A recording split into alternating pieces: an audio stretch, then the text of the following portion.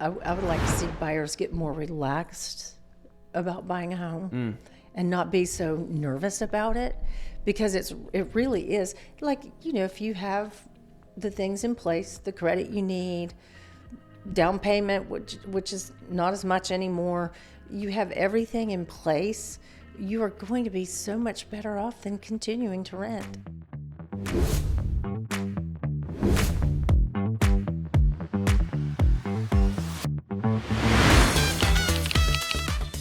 My wife is the co-founder and CEO of the company. So she's actually just went back to Boston. So she's finishing her last semester at Harvard Business School. She's getting her MBA. Yeah, she's super smart. Way smarter than me. And then we do have a vendor sales, outbound sales guy. His name's Trenton Perry. Awesome dude. Super good at what he does. Local guy. So he focuses on our vendor outreach. So all of our home service providers. And then does demos with them as kind of their customer success manager. And then me, obviously. Then we have two of our development engineers that write all the code and the tech for our app. And then we have a product manager. Well, you got a great thing going. Yeah. So, I mean, this is kind of a one-man show because everybody else is busy. That's right. Doing other things. Yeah, exactly. And really, we treat this as just like a relationship builder, right? Like, it's the best way to be able to reach people and really kind of get to know them, get to know their business, get to know each other. Best way to build your business, I think. Slower sometimes. Yeah, big time. The best way. But then there's like mutual benefit, right? Like we get to kind of talk about your company, talk about you guys personally, professionally, turn that into content, and then, hopefully get that on LinkedIn and Instagram and Facebook and all that stuff, right? So that's kind of the ultimate goal there as well. So how we got into this, we're recording, by the way. So we kind of just start, and then in the edit, I'll figure out where to start this. So we've already been recording? So we're recording, yeah. But don't be nervous. Yeah. Oh, I'm not nervous. Yeah, he's making me feel very relaxed. Yeah, just a conversation.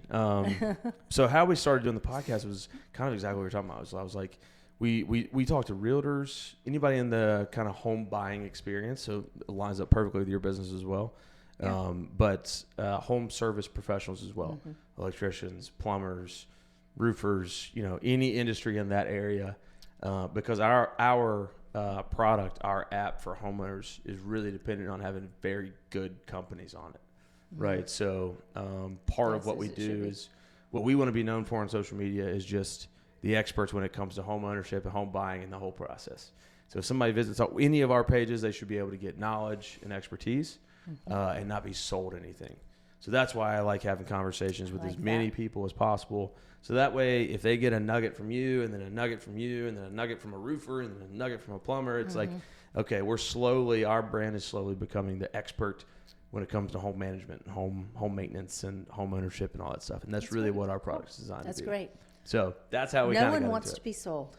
Yeah, exactly. 20 years in real estate sales. And we're sold all the time.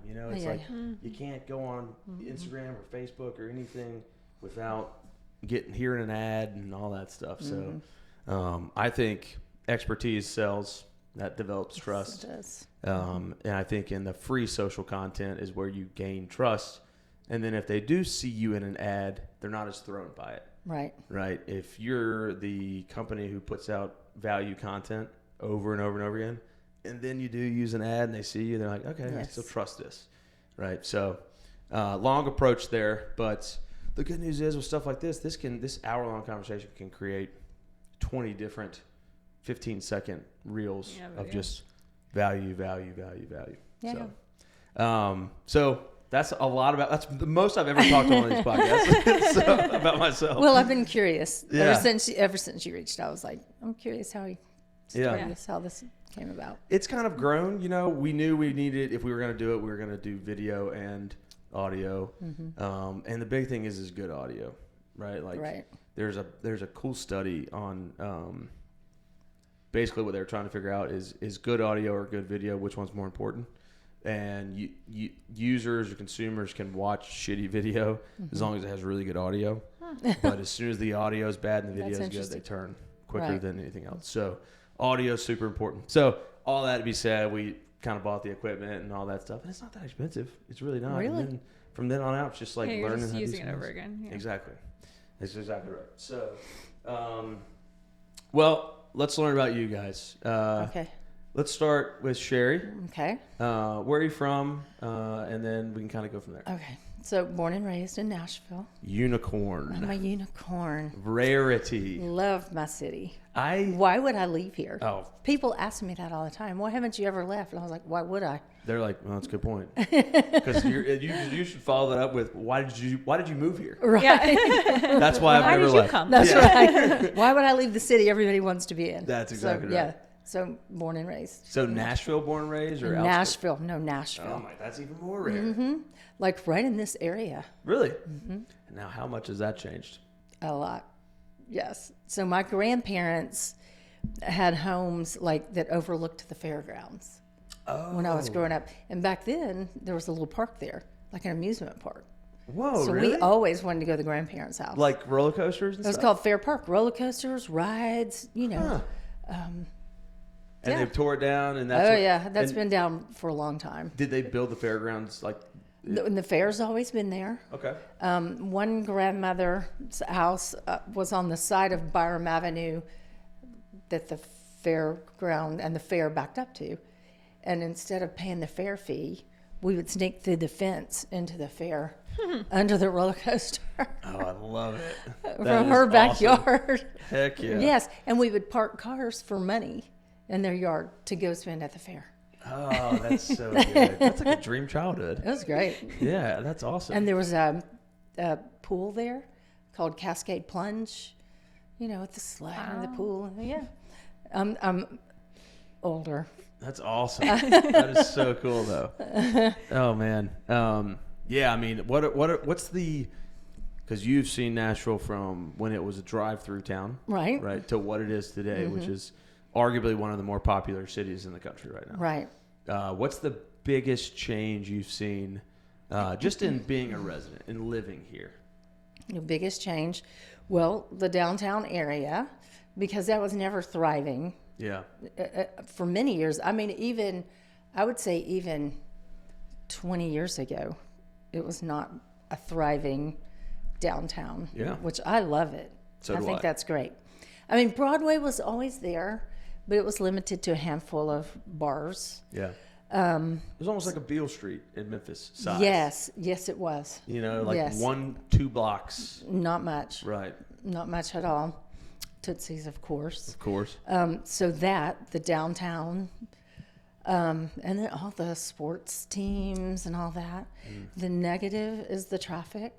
Yeah. I loved it being a city where I could leave my house and go anywhere in 15 minutes, Yeah. even in rush hour, Right. so that the traffic. I know. I always go back and forth because there is such benefit from the traffic, right? Like all of the added great stuff that just comes. Traffic is as a negative side effect of it. So it's like, all right, if it's 25 instead of 15, that's super annoying for me. But I try Yes. to put it in perspective. I'm like, look, it's good for our business. It's great for your business. Yes. Great for your business. For sure. Right. So it's like, So you have to tolerate we'll put that. it up with it. Yes, Right. that's exactly right. You have to tolerate the traffic. Yeah. Well, thank you for being a unicorn that appreciates the growth of the city. I think sometimes I love it. Sometimes people are skeptical, I guess, is maybe the word of the growth. They don't necessarily like it. They want to keep it kind of the way it was and all that stuff. I would like to keep the personality, what I call the raw of Nashville, the grit. Yeah. I would love for that to stick around. I don't want it to get too slick. Right. But I like to eat. So I Yeah. love all the new restaurants. Yes. But I do like the gritty part too. What's I think the food in Nashville is underrated. It's not something that people talk about a lot that are not from Nashville, right? I think that's happening more though. I do too, Yeah, which yeah. is great. What's your favorite restaurant in Nashville right now? I have a new favorite right now. It's a taco place on 12th Avenue South. It's called Macero, Oh. and it's really good. I've not been there, It's but up above. It's across from the Henry, okay. so up above Rag and Bone. Yep. There, in 12th. I just went there a couple of weeks ago, and it's so good. Well, Mexican food is like my favorite. Well, so. it's more like a taco place. Yeah. But they have, has a great vibe. Oh, really nice. cool bar. The service was great. What's this place called? Macero? Macero. I think I'm pronouncing it right. Right up me and my wife's alley. Mesero. You'd love it. The food was so good. And 12 they South have is sweet. cocktails and, you know, the whole. Nice. They have a wine list. What about margaritas? I got good margaritas. Oh, yeah. Yeah. That's got to have be a that. go-to with bar taco or with the taco bar. 12 South is another one of those neighborhoods that's just gone crazy. Yes. You imagine owning a property there 20 years ago and just kept it and sold it recently? No. My gosh. And I remember when there was very little on 12th South, there was one really great restaurant. It was kind of a restaurant wine bar called Mirror, and it didn't last long. It was way before its time, but it was a great restaurant. That's interesting. Called like Mirror. If it would have been there today, it would It would be great. I think it'd be thriving. And that's crazy. It's like everything in business is timing, Yeah. you know? It was well before its time. Oh, Yeah. man, I hate to see that. That's sad. Maddie, right? Yeah, Maddie. Is Maddie okay? Yeah. Or is it Madeline? No, I go by both. Yeah. Okay. Whatever. Cool. Madeline is my niece's name and my cousin's name. Oh wow. Yeah. Spelled with Y. I think it's Madeline. Okay. I think so. Yeah. I should probably know that. Yeah. So you're in the title business, right? Yeah. Own a title company here in town. You own the title company. Yes, I am Amazing. one of 3 partners. So there's 2 attorneys and then me.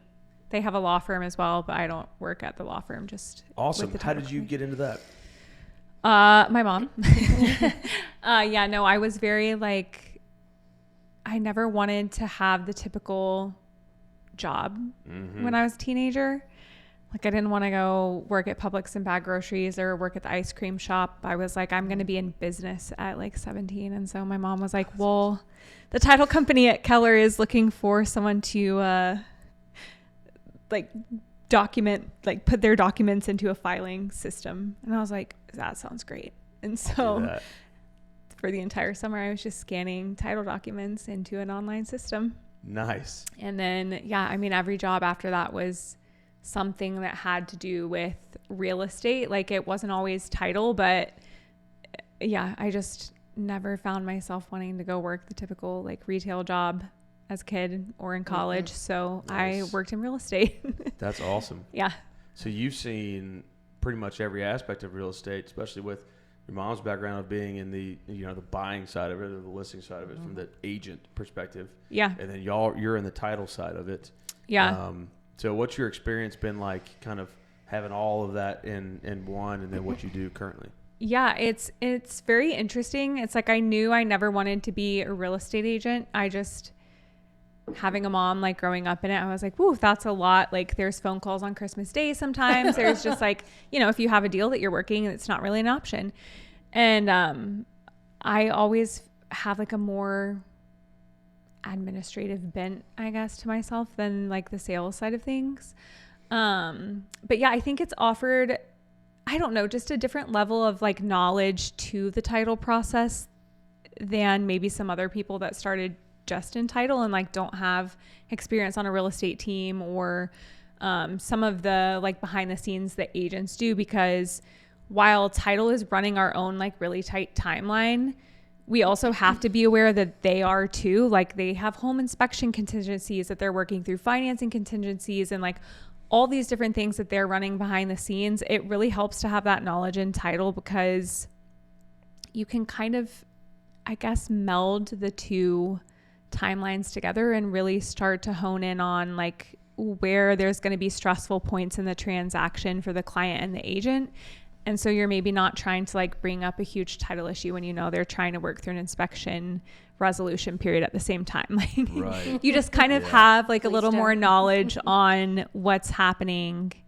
And also, I guess, I think I'm more sensitive to the stress that agents experience. Yeah, that's what I was gonna say. Just because I've seen her do it my whole life. And so there's definitely that background knowledge of yes, they make a lot of money, but their job is really hard behind the scenes. Right. And yeah, there's a lot of, you guys get flack for that. yeah, no, they really do. And I'm not saying every agent does everything that they're supposed to. However, there are so many things that are happening behind the scenes that I think agents don't necessarily even tell people that they took this phone call or they had to work through this issue. They're just kind of doing it as a part of their job, and it kind of goes unnoticed sometimes. So Right. I do everything I'm supposed to do. That's right. Perfect. Right. I think that's an interesting point, because it seems like, well, this is probably more of a question because I don't know. Unless you have a good relationship, the title company and the real estate agent, unless there's a good relationship there, then it seems like there could be some issues with timelines, right? So like you could honestly on an accident fight each other just because you're not aligned on like goals and end states and all that stuff. And maybe that's due to a lack of transparency. Like you said, it's like you understand that they're going through this over here, so maybe let's wait to bring this up. We can, working with them almost instead of just being like, this is what we need, go do it, and then, whatever. So that's probably pretty unique, which makes it more advantageous for realtors to work with y'all because it's a smoother process. I think it's absolutely necessary to have a good relationship with the title company, lenders, home inspector. I just can't imagine. Right. They're my team. Right. Yeah, exactly. They make me look good. I hopefully make them look good. Right. I think it's absolutely necessary. Yeah. Well, and also it's like you guys can't live without each other. Right? Right. Like from a referral standpoint, business standpoint. It's like that lender really is relying on his agents that he has great relationships with to send in business and all that stuff. Does it work the opposite? Are you getting much business from lenders and title companies, or is it kind of the other way around? I have one lender that I've worked with for 13 or so years. I do get occasional references from him, referrals, but not often. Yeah. Because he works with so many people. Right. And like that's like a little tricky. I have a homeowner's insurance guy that I get referrals from, 2 or 3 from him, which to me, when you get a referral from a vendor that you work with, that says a lot. That's high praise. Yeah, that is. I have a photographer that I've gotten referrals from. Oh, that's nice. Yeah, it's I'm sure it's not that the lender doesn't want to give referrals. It's just they're not usually in the chain of like being able to, unless it's probably in their personal life, right? Yeah. They're usually like way beyond somebody's found a realtor already. Right. And they need a lender. So how he can help you is just provide really great service. Which is really that's all I ask for. Just take care of my clients that I've sent to you. And that's, same with her. Right. That's all. The last thing I need are, and when I was early on in the industry, I didn't know the best title company or lender or whatever. Right. And I did have some friction sending clients to people. And that made you look bad. Yeah. So that's all I ask. Those are hard Just lessons take care learned. of my people, because I take care of my people. Right. So. And they are an extension of you in that situation. So it's interesting. Oh, I got a question first. Has I'm going to call some beef right now, some drama. Have you ever had a client and you didn't send the title business to your daughter? Yes. That's a yes, but it's only because they had a relationship. Yes. Right. With that sucks. That or they had a relationship with the title company I worked with before. I was in title. Right. Yeah. Okay. And I would never, as much as I want her to have all my business, I would never get in the way of a client. Right. Their preference. No, of course not. Yeah, because that's going to create a referral and another closing that you can then refer to their title company. Right. Yeah. Exactly. And also, like, as someone who is on the receiving side of agents sending business in this industry, I appreciate when people are loyal. So, like, if she had clients that previously worked with other title companies that want to continue to use them, I love that, because I would hope that agents would do the same for us. No, I will tell you, I had clients that after the title company began, they went to the previous title company, and then the next closing, they said, well, let's just try Madeline. Loved her. Never went back. Never went back. That's what I'm talking about. That's good service. Yeah. Yeah. We try. Okay, yeah, we're good on time. Oh man, what was I about to say? Okay, so you have sent business. That's all I heard. You've sent business away from her. That's what I took The moral from of the story is yes. Yes, I have. You want your daughter to fail. That's all I heard. Yes, I'm just kidding. I have sent business. You away got one less Christmas gift last year. Yeah. Because you didn't have enough money. Yeah. That's right. That's exactly right. So I think the title side is really interesting because if you talk about the new home buyer, the title lending side is probably the thing that they know least about. Oh, they have no idea. Yeah. Right? It's like everybody gets on Zillow and they know that they want 3-bedroom, 2-bath. They know all that stuff. They don't know a lot of what you do behind the scenes either. We can talk about that, but what I think is going to be really interesting for even just like small snippets of just good value information for people, potential new home buyers, is some of the title stuff. So can you explain the title business and its involvement in the home buying process from like a 5th grader's perspective so that, I can understand Title it? for dummies. Yeah, let me try. Yeah, exactly. Give me a title for dummies. Yeah. So we are really only stepping in at the last mile, at least in Tennessee. So that's always an interesting conversation too, if we have agents coming in from other states, because some states require title searches prior to you listing your property. That is not a thing in Tennessee. So, I mean, a house could be on the market with like a massive title issue for an entire year, and until it goes under contract, no one is going to know. So That's interesting. yeah, it is. And it's, there's, Can you give us an example of what a title issue is? Ooh, yeah. So, well, there's a lot of different things that can come up with a title issue. I mean, the most basic that we're going to talk about is like a client who has a mortgage on their property. Technically, that's a lien. So that is like a title issue. It's something that we have to clear before we transfer title. But obviously that's an average one. That's really easy. Every house basically has a mortgage on it. We're going to call their current lender. We're going to get a payoff. It's going to be paid at close. Now title's clear. But I mean, title issues, oh my goodness, I don't know. It can be as bad as like, we can't find like I think I have my new craziest one as of last week, but the one prior to that, that's way easier to explain for this, is it was on Signal Mountain in Chattanooga. So we actually do all of Tennessee.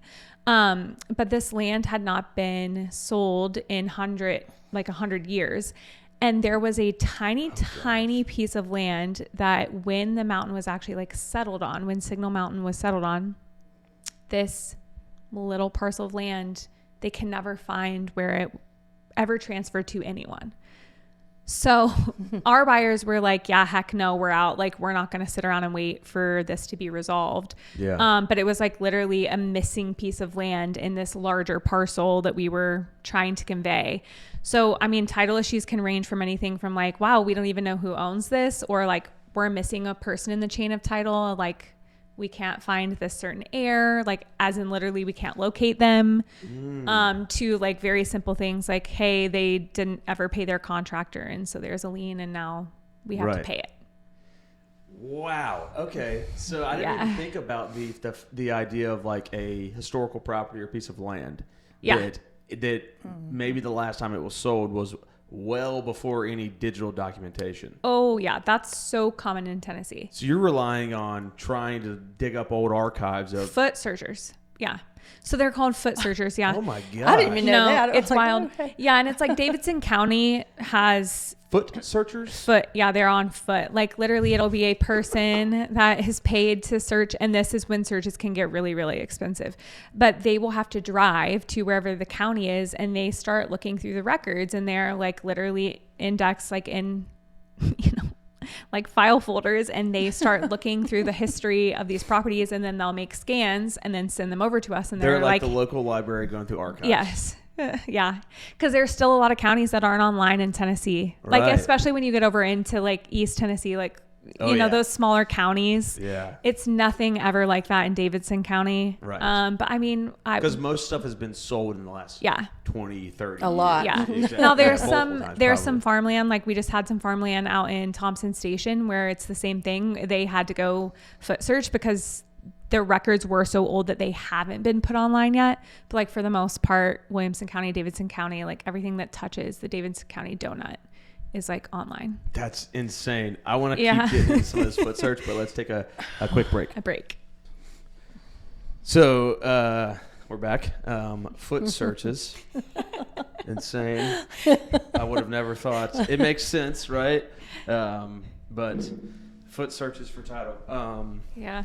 Now, for the homeowner, is having a title company mandatory? Is it legal to sell without that, or how does all that work? No, you don't have to have a title company. You obviously have to transfer title. So really, you can strip away everything else from a transaction, but you cannot not transfer the title instrument. I have seen, seriously, in my in all of my career, all the different closings and searches, I've seen one deed that was prepped by the person, meaning like the actual legal document they hand wrote themselves. Coincidentally, there was a lot of question on whether or not the person was dead before this instrument was drafted. But yes, so you don't have to get title insurance. So that's the other thing too. That's what I was going to ask about. That's how a title company makes their business. So, or makes money. So we issue title insurance policies, basically ensuring the work that we did in order to transfer title. So we're issuing a policy saying, hey, you're going to enjoy clear title to your property. And if you don't, you can make a claim on your insurance policy. So the policy covers everything in retrospect though. Forever? As long as you own the property. Yeah. So the policy is issued in your name along with reference to your warranty deed. Now, is that payment part of the mortgage? No. So it's a one-time payment that's paid at close. Oh, yeah. Okay. And so you can waive title insurance. You do not have to get title insurance. I don't think anyone would ever recommend that.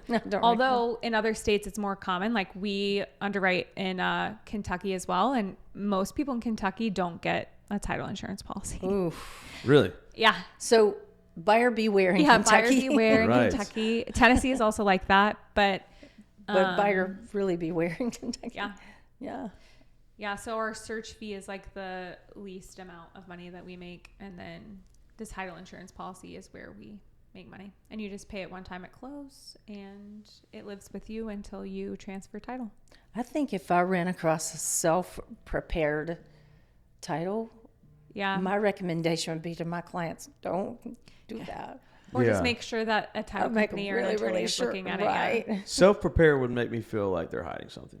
Yeah. Right? Something. Yeah. Sorry. Something weird. It was. Yeah. Oh, well, there you go.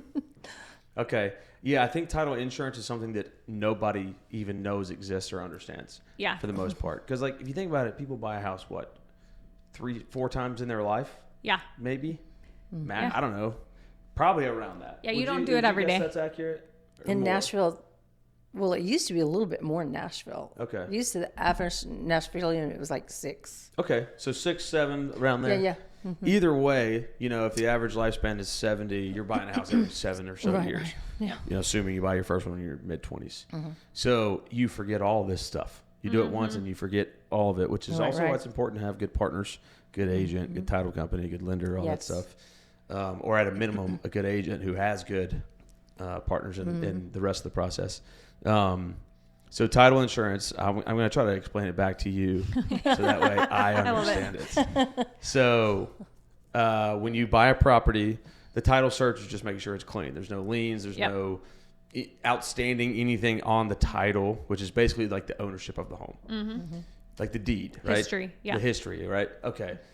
The insurance, the title insurance is a one-time fee at closing provided by the title company, is their assurance of their work. Which basically says like, if anything is wrong in the title, it's our fault and we'll handle it. Yep. Okay. Yep. So it's just like every other insurance policy where you call and make a claim. Yep. It's just a little unfortunate because it's very legal. So you're immediately going to be put in touch with someone in their claims division for whoever your insurance underwriter was. And it's going to be an attorney. And they're going to be like really looking through everything, fine tooth comb, like what happened. Because typically if there's a claim on title, it's going to take quite a bit of legal work to get it resolved. And so yeah, it's just like the stakes are a little higher than just like a claim for, like your a flu shot. Right. Yeah. Like, yeah. Shit, what was I about to say? Damn. I had a question on that. Oh, is there a time where like you wouldn't need title insurance, like a new build, right? To where, or does that like include the contractor's work on the title, like all that stuff? Is there ever a time? Yeah, I mean, like, I guess the only thing that I would say, and I probably wouldn't even ever recommend it, but if you, for example, like buy a property and then you're going to sell it to a family member 2 months later and you have a title search done and there's nothing, then you could. Right. But you still don't really know like what happened prior to them. So the document that you sign at close is a warranty deed, and they're warranting anything that ever happened prior to even them owning. So we also have special warranty deeds, which just say, hey, I'm only warranting title in the period that I owned it. Okay. So we have like 2 different documents that transfer title. So even in that scenario that I just said where, okay, you might be okay, you still don't know what happened prior to that person obtaining title. And like, did that title company or did that attorney handle everything the way that they should have? So I would probably just say it's not really a great recommendation, but obviously there's some circumstances where, like I've had clients that are attorneys who can comb through all the legal documents. They feel really comfortable and they'll waive title insurance just because, I mean, it's not a cheap fee. Right. And they know way more than your average consumer. They're looking over it with their attorney eyes and they're like, okay, I'm going to waive this, which is fine. Yeah. So if you're experienced, like in legal, if you, like a legal person, then. If you own a title company and you buy a house and you do the own title, that's probably the only time where you shouldn't get title insurance because you did. But I still do, yeah. Right. Okay, that says a lot. Yeah, no, I still definitely get title insurance. Always. And I did the work myself, and I still get title insurance. So would title insurance cover like this scenario? I bought a house. Say I go to sell it in 5, like title came back clean, everything's good. Buy the house, go to sell it in 5 years. And they found, when I go to sell it, they find a lien from before me. Yep. Title insurance would cover that. Yep. Okay, gotcha. Okay, that makes sense.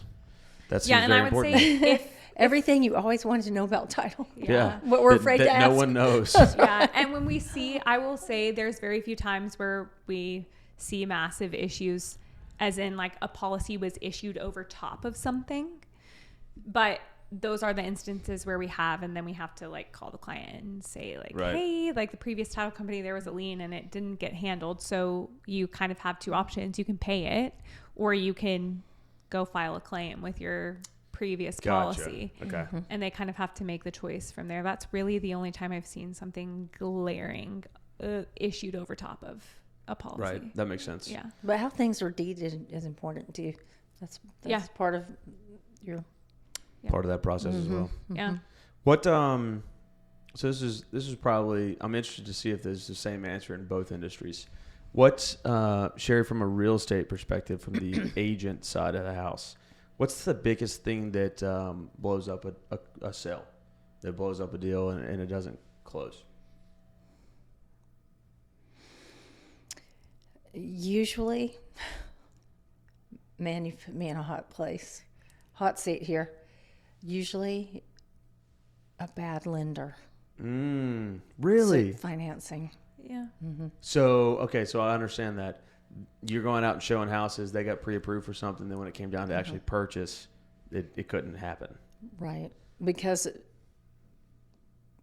I hate to say that, but it's usually on the lending end. Gotcha. Home inspections can blow up a deal. But that's pretty early on. Yeah, major issues. I would say some of the worst deals that I had just really blow up, and a lot of times at the last minute, because the financing contingency goes almost all the way through the whole. Like right through signing.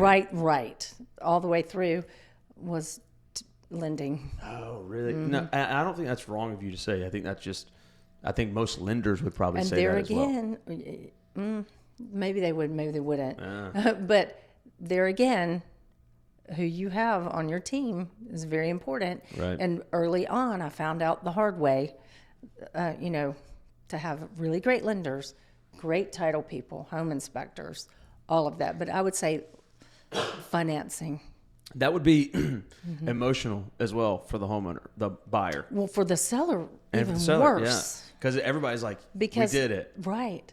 And you're almost to the closing table. You didn't do You've it. held your home off the market for 30, 35, 40 days. Right. Said no to other offers. Correct. I mean, basically, you're off market when you're under contract. Right. You can take backup offers, but you're tied to that. And then all of a sudden, and you may be, I've had situations where the seller's packed up in a moving van. And then it blows up. The buyer financing blows up. So I would say lending and financing. On the buyer side too, that's like it's your finances, so it's emotional, it's embarrassing. I would feel like, this is But embarrassing, this sometimes sucks. there are buyers that were aware of things. Oh, that's it's not always messed the up. lender, Huh. but it There's is like hiding usually- shit. Sometimes it's like a mix. Oh, sure. I mean, she's dealt with things like that too. Yeah. Damn. And you're like, oh, okay.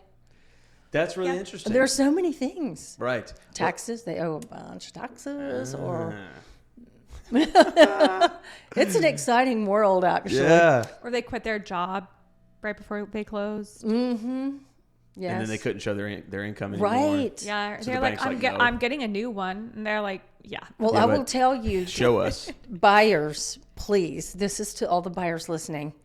Even after you close, do not quit your job. Your job. Because sometimes they check even 2 or 3 weeks after for income. Damn.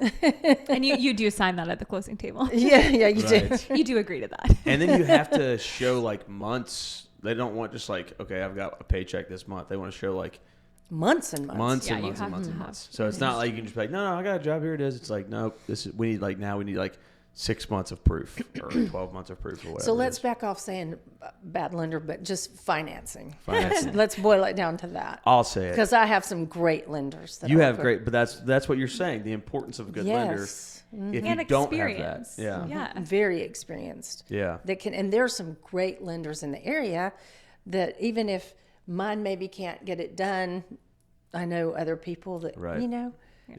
We do have some really great lenders in the area. It's a tough industry because, like you said, there's 1,000 different things that can happen from the agent side to the lending side to the title side. There's just like everything has to kind of go right. Right. So partners are important there, but also, like you mentioned earlier, the experience side of the team, or whoever is really involved in that's important too, because some things just take you experiencing it because it's one of those industries that's just anything can happen.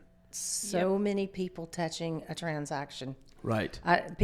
Buyers and sellers just don't understand No. how many moving parts all the time. Right. All the time. Yeah. And so many people touching it. And all of them are critical. Yes. Yeah, exactly. Exactly. There's like not single like, points of meh. failure. It's like, Right. if that doesn't work, then we can't Yeah. buy the Right. house. Exactly. So they're all equally as Yes. important. Yeah. So from the agent side, there's now you've got great partners. We've established that. So this is just generally speaking, right? Okay.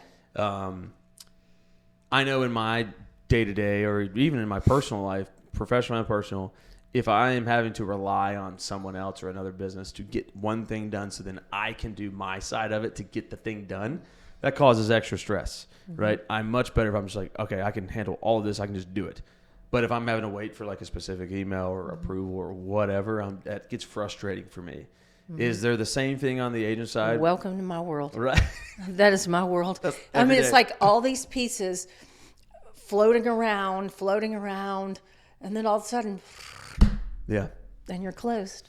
It feels like realtors live in the like, I need this done yesterday world, right? It's like, it usually feels like Time is of the essence. yeah, it's always time is always, the only thing y'all don't have enough of. She didn't like that. Agents will say two things to me that crack me up. They'll say time is of the essence. that's in their contracts, right? Like it's everywhere. It's literally that you agree in a contract that time is of the essence. And so they'll be like, time is of the essence. And I'm like, we're making phone calls. Like, I'm on the phone with you right now. Well, that's one thing. One thing you learn in realtor, like in your realtor school, whatever. That's the thing they drill home to you is time is of the essence, and it really, really is because it is. if you drop those deadlines and there's 14 deadlines, I think, in a purchase contract, then it can be you could be in default. Your buyers could lose their earnest money. Like it's just so many things can happen. Yikes. So time is of the essence. Time is of whether the you essence. like it or not. That's awesome. So speaking of contracts and things like that, I talked to a real estate. I'm trying to say real estate agent because I've recently been told that I say realtor wrong. I say realtor and it's realtor. It's just realtor. But that's okay. I have gotten like berated No shame. for it. I say realtor and they're like, that's not how you say the word. It's realtor. Do you have but anything better to say? Yeah, or to do. Like, Jesus. it never bothers me when people mispronounce it, but it does bother some. It some does. Some realtors. Yeah. Some realtors really hate They it. don't like it. So I was talking to an agent the other day, and I think I'm pronouncing that one right. They were saying, because we were talking about, you mentioned earlier, like the training and the school and the certifications and all that stuff that an agent has to get. She said something interesting that I had not heard. And she was talking about like some of the bad apples that get into the business. And every industry has that. Real estate is nothing different there. But in order to eliminate that, she was like a fan of more barriers to get in Absolutely. and to become an agent. 100%. Something she said that I found interesting was there should be a shadow period. She was like, I like that. a new agent should shadow a current agent for mentoring. like a year and a mentor, right? Because to her point, kind of what we talked about earlier, a lot is learned on the job, but a lot can go wrong and it can cost a lot of people a lot of money, which ultimately hurts the industry, right? It hurts the overall industry of being an agent. Right. So I had never heard that before. So I think wanted that's to a throw it great out idea. there. Well, I'm a broker too. Okay. And so I'm at a different firm now, but for 2 years I was the assistant broker at a firm, and I'm the one that taught new agents the contracts. And I love that. Right. And that brokerage did have kind of boot camp training program, but it was short. Yeah. I like the idea of mentoring or shadowing, or appraisers have to do that. Right. So they have to. I don't know how long, but it's not a short period of time. Yeah. It's several hundred hours before you can become an appraiser. You have to shadow another appraiser. I like it. Yeah, I think I that's, say let's do that and make the classes a little harder. Yeah, and at more hours, continuing education, it's like, what, 16, 16 hours a in year? 2 years. 2 years. 2 years. Yeah. that's Yeah. crazy. Wild. That's nothing. But I'm in the midst right now of finishing all the extra broker hours I had to do. brokers That was have a Brokers are lot. different, right? Yeah, 120. That seems like such a jump from 16 to 120. Yeah, that's a lot. Yeah, but 120, and you have to get it in a certain time period. I'm almost there. nice. 40. I think I have 40, maybe more hours. yeah. But I like continuing ed, and so I've always gotten more than 16 hours. Always. Right. So Yeah, because it's good for your business. I like can it. get, like, It's good for your business, certifications. and you get certifications, and I have all that. Yeah. And to me, I felt like every time I got another certification, got some more letters, buyer's rep or whatever, CRS, I have it all. That honestly, in the eyes of my clients at the time, they were like, "Wow!" So you kind of raises the bar, Yeah, exactly. another feather in your cap. Yeah. You're now more And of an like expert, I like more of an expert. learning. Yeah, big So time. I think a lot of people who get into their careers, maybe, midway into their careers, they lose that spark, which I think is very dangerous. I right? love what I Especially- do, though. Yeah, If you love what that you helps. do, you're not going to lose the spark. Yeah. Yeah. That helps a lot. And especially something like real estate that changes all the time. All right? the time. It's like, there's new laws. There's new, just the Contracts rates, change. new contracts Yeah. change. technology changes. Technology. You know, like yeah. That's what I'm trying to get on board. Like, oh, I'm technology. not quite there. Well, I'm not young, but I'm doing this. This is outside my comfort zone. That's awesome. Very far. That's awesome. But I'm doing it. Yeah. You responded to a message and like, yeah, let's go give this a shot. Let's do it. Yep. So that's my challenge for myself this year. Nice. Be more Step out. more videos and more. I'm gonna join TikTok now that we can. Yeah. For the next 70 days. Nice. Yeah, exactly. So speaking about technology, I find it interesting. I talk about this all the time to real estate agents, which is there's an inverse relationship, which is you'll like this. And I didn't know that this was true. It doesn't make any sense to me. But since the 90s, more people are using realtors to sell their house or agents to sell their house than before. So you've seen an increase in the number of homes being sold with a real estate agent. Mm-hmm. And it goes directly against the increase in technology. I would have thought logically that at some point there would have been a technology stand-in to where the amount of people using real estate agents would have decreased. Yeah. But it's been the opposite.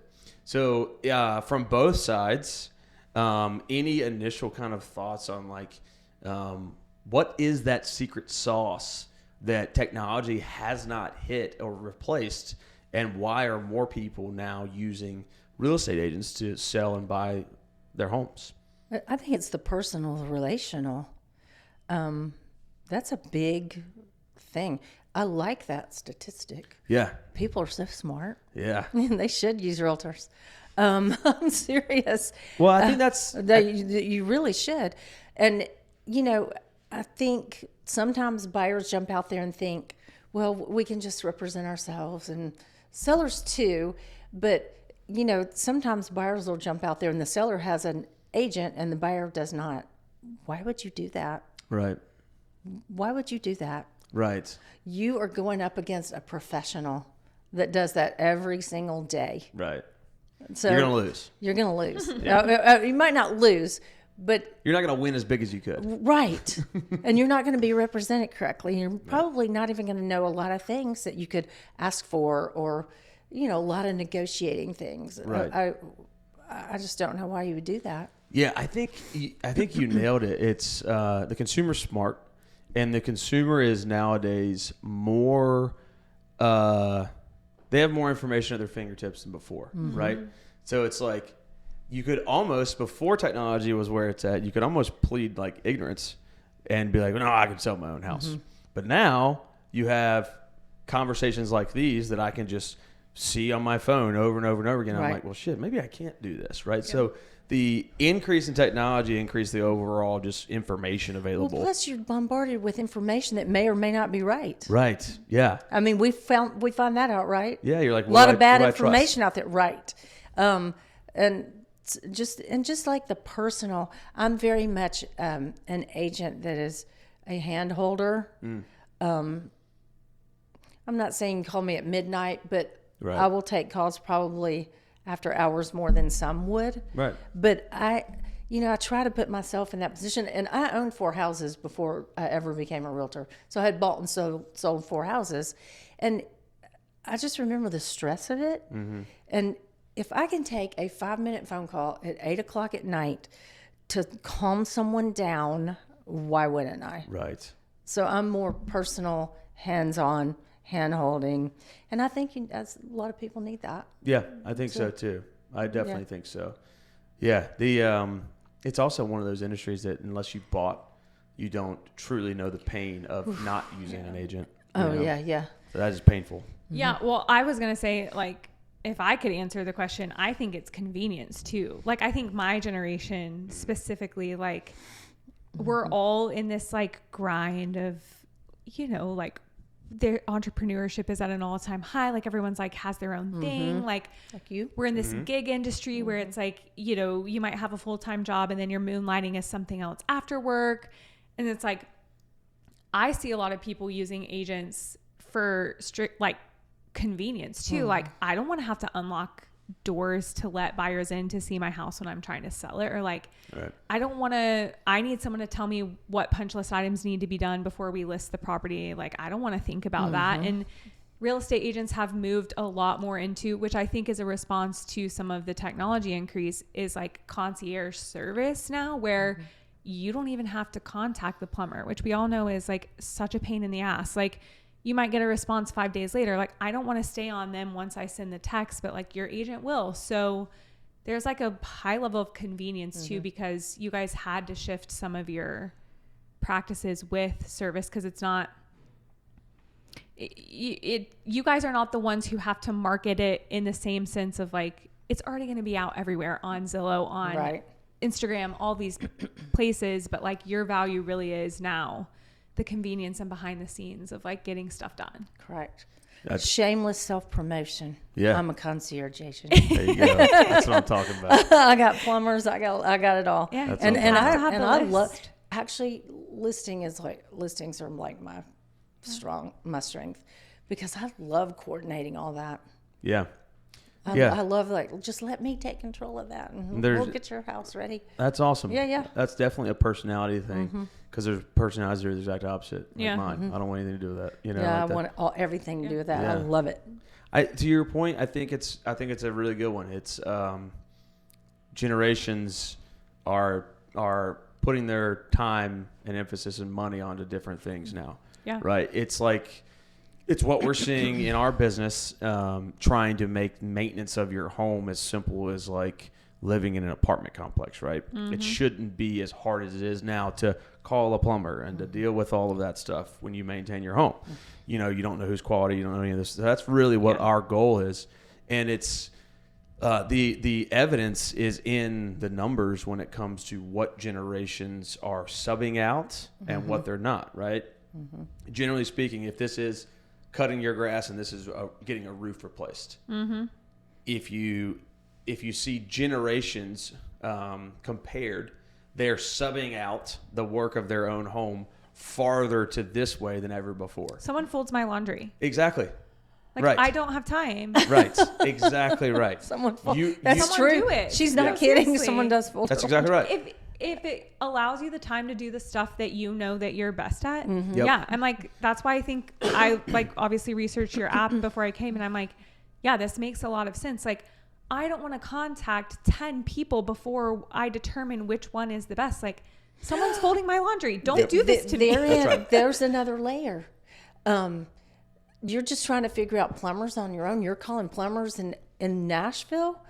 Plumbers, electricians, GCs, handymen are busy. Yep. They have all the business they need and plus more. some. Yep.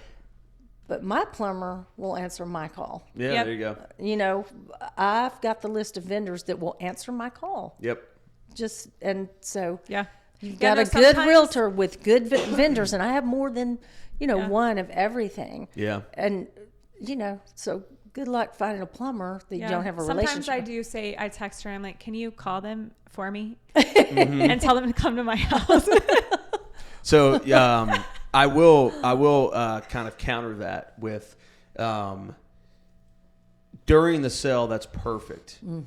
5 years later, when you're owning your home, that relationship, generally speaking, is becoming distant, right? So like if I need still a plumber, have clients calling me. Yeah, so, I need your blah blah blah. Right.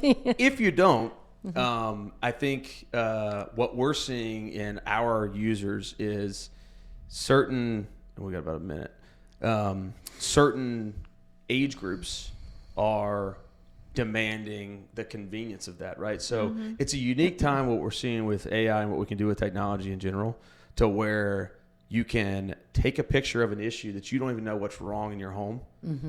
The technology then can do the work, create the price for you, push that out to all the vendors available. And then what they love is they don't have to go out. They don't have to answer the phone. They don't have to go out and look at it, waste money. They give you a quote, and then you can hire them. You got all the reviews and all that stuff, right? So, but are they good?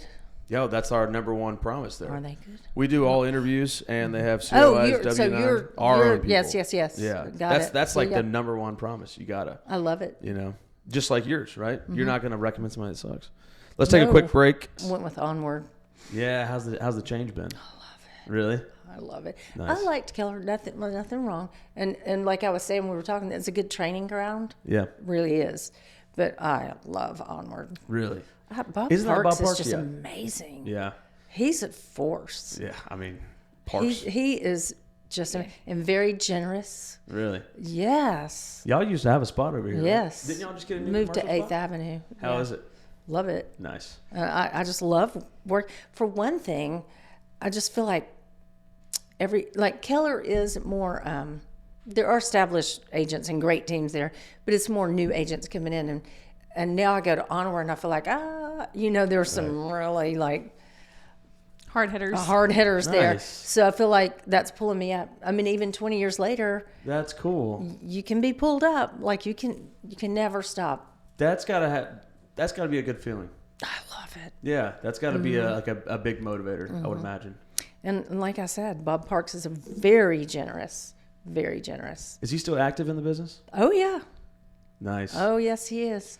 He just couldn't hang it up, could he? No. Gotta keep going. shit. But so many people were just wanting him not to hang it up. Right. So, his brokers and Yeah. You can never retire. Jenny Yeah. Bryant, his CEO. You just start to die So, when you retire. she's amazing, too. Really? Jenny Bryant. That's awesome. Very. I'd love to meet him. We're working with Gary Ashton, who's obviously a major Yep, hitter. he's iconic. Yep, icon here. He's also a great guy. That's what I hear. I've never met him, but He's a great guy. Just Yeah. normal dude, great guy, hard work. If you're doing $1 billion in just Nashville, right. you're Yeah, he's busting. you're busting ass. Yeah. You're killing it. Yeah. And those guys, probably similar to a Bob Parks, right? Like just one of those guys where you meet, you're like, yeah, I get it. You're Well, getting so after it. he started Onward in last June. By December 2024, we were the top 4 brokerages. Did you know in the that? state. Yeah. In the Middle Tennessee. Nice. Yeah. Well, that's what happens. If we're talking like company culture, that's what happens when you have great company. Yeah. Because he brought over a ton of agents. From what I was told, Tony Dowdican? I don't. He's an agent he was with Parks and then went over to Onward. Right. When the switch happened. So which office? Do you know if it's out Nashville?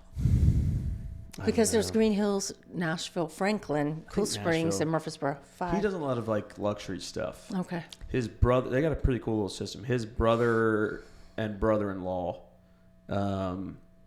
they have, I think both brother-in-laws. His wife's, whatever, brother or brother-in-law, can't remember which one. I need to get you in Luxury to builder. talk to our broker, Scott Cornett, Yeah, that would be who great. is another just amazing person. I would love that. Yeah, I would He's love great. I mean, our office, our agent services person, Stephen Timberlake, is amazing. I mean, I just can't say enough about the leadership, That. That's awesome. honestly. That makes a huge And difference. so generous. They just threw a big party Saturday night at the JW Marriott dinner, and a local band, the Smoking Section. I don't know if you're familiar with them, but Nice. just for no reason? just because, hey, we are this new brokerage and we're number 4 and Party. did $1 billion. Agents love a party. Yeah, Hell yeah. Who doesn't? You know what I'm saying? dancing and food Free and food, fun. Yeah. free drinks. Free booze. Right. Sign me up. But just so generous and That's great. and around all the time. Comes to team meetings, like if there's any training. he still lives here in Nashville? He lives in Franklin. He and his wife Marie pop into trainings and bring food, donuts here. I'm like, wow, That's awesome. it's great. Culture is everything when it comes It to is a company everything, like and Onward has it in spades. that. That's great. Yeah. That's great. That makes the transition. So a lot I will easier. connect you and That'd be Scott. great. Mm-hmm. Yeah, you I can come would- to a team meeting. I would appreciate or that. sponsor events or happy hours. Yeah, anytime y'all Because got like something you going said, on. realtors like happy hours. Hey, I do too. I do too. She's gonna be at something Team meeting. Yeah. team meeting. Yeah. Nice. Yeah. So as we start to wrap up, I want to do some, call them knowledge bombs, call them do's and don'ts, call them anything like that, right? Knowledge bombs. Red flags, horror stories of what you got y'all's career. Is there anything that homeowner or a future homeowner, maybe I'm renting right now, I'm going to buy soon, or maybe I'm about to sell, or maybe I'm in the process of buying? Is there one thing that you wish that person would know that they probably don't know, just in your experience, or Is there any major red flags I should be looking out for? Any bit of advice there for the potential Red future flags. homeowner? I really think that buyers, I would like to see buyers get more relaxed about buying a home and not be so nervous about it, because it really is like, if you have the things in place, the credit you need, down payment, which is not as much anymore, you have everything in place, you are going to be so much better off than continuing to rent. Right. I just would like to see buyers get very comfortable with the idea. Right. Because I believe in it 100%. It's wealth building. It's just smart. Yeah. And I think how we get there is knowledge. Yes. Educating the potential homeowner. That makes it less scary. Yeah. It's scary because they don't understand. And I love working with first-time home buyers. Love it. Because I'm a hand holder and I don't mind teaching. I don't mind a lot of questions. I don't mind a lot of phone calls. But I would love to see buyers get very comfortable and not be so scared about the process. That's great advice. And I would recommend just reaching out to you and start having that conversation sooner rather than later, from just a knowledge standpoint. Yes. Anything from the title side that, buyer beware, other than just make sure you get it? Oh, yeah. I feel like it's just so interesting because it's everything is solvable on the title side. It just might take more time. What makes a good title company? I do think, that I was going to say, I do think pay attention to who the underwriter is when you're considering a title company.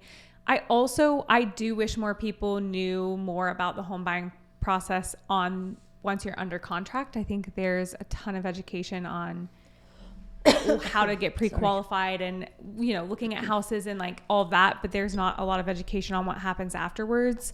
But, there are sometimes agents, in town that will, if a title issue comes up, they'll bump it to another title company that they know, will push the closing through regardless. Because there are some insurance underwriters that have a lower threshold of risk than certain other ones do. So I would just say, pay attention to who the underwriter is. Obviously, one of the big four, they have a lower tolerance for risk. So you're going to have a tighter insurance policy, in my opinion.